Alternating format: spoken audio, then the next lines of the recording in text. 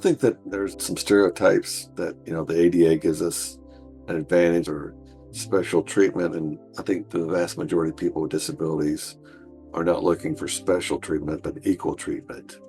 We want to be treated like everyone else. They think that the government overreaches and shouldn't be meddling, particularly those private businesses. But again, if I can't get into the business, how can I spend my disposable income and help my community out if I can't get into those private and public spaces? I'm just asking to be able to be a part of my community like everyone else wants to do.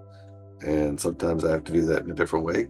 Hopefully at this time in 2025, there wouldn't be a whole lot of misconstrued ideas about the ADA.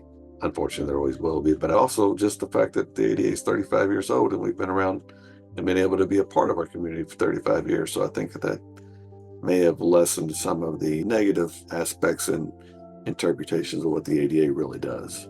I would think that business owners would see this as a business opportunity to make their places more accessible so that they could increase their bottom line.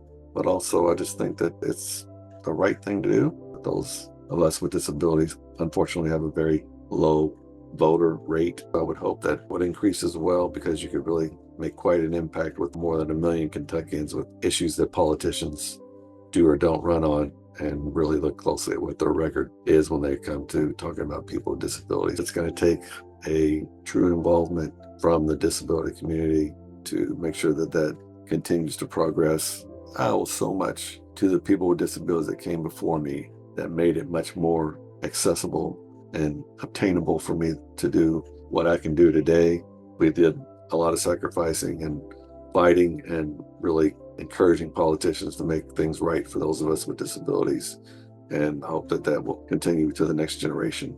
Individuals who may be watching the videos about the ADA turning 35, if you don't have a disability, you may think, I'll watch it, but it really doesn't have an impact on me. But there was a term that I heard back then: you're a TAD. You're a temporarily able-bodied individual.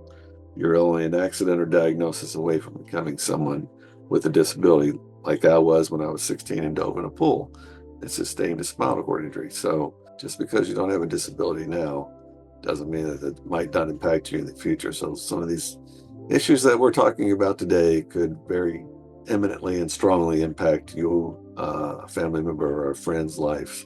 So just keep that in mind.